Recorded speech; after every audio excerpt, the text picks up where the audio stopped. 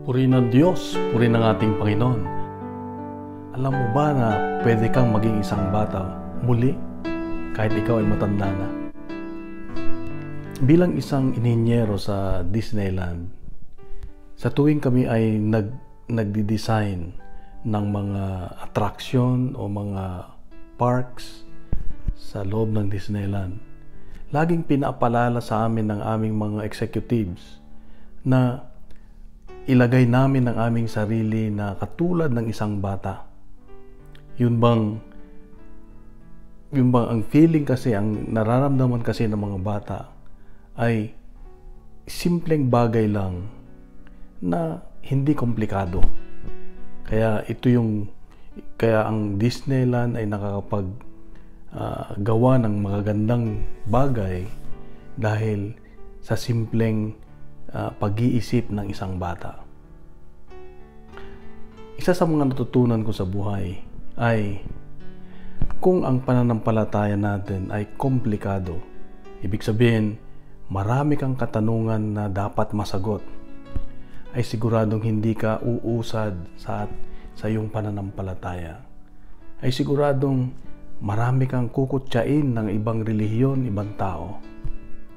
Pero kung katulad tayo ng isang bata na madaling magtiwala sa Diyos, ipagkakatiwala natin sa Diyos yung ating mga takot, yung ating mga pangamba, yung ating mga pagdududa, ay siguradong gagalaw ang Diyos sa buhay natin. Paghaharian tayo ng Diyos. Isa pang katangian ng bata yung madaling sumunod, na kung ano yung pinapagawa ng kanyang mga magulang, madali siyang sumunod.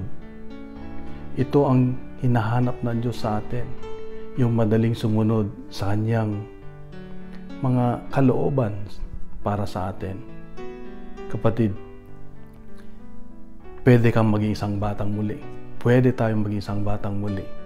Sa paanong paraan?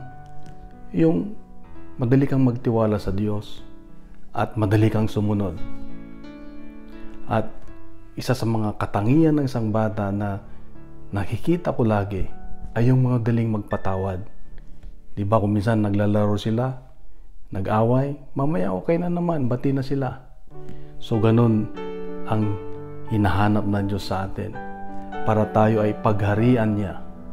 Ang pinaghaharian ng Diyos ay yung mga taong katulad ng isang mga bata. Kapatid, itong pala ng Diyos sa akin ngayon, na pwede tayo maging bata. Yung bang madali tayong magtiwala sa Diyos. Pinagkakatiwala natin lahat sa Diyos. At madali tayong sumunod. Kung tayo ay nabiyan muli sa ating reflection ngayon, ay pagkalat natin. Punuin natin ng good news ang social media at gawing viral ang salita ng Diyos. Sa mapagpalang araw sa iyo, sa iyong mga mahal sa buhay. God bless. God is good.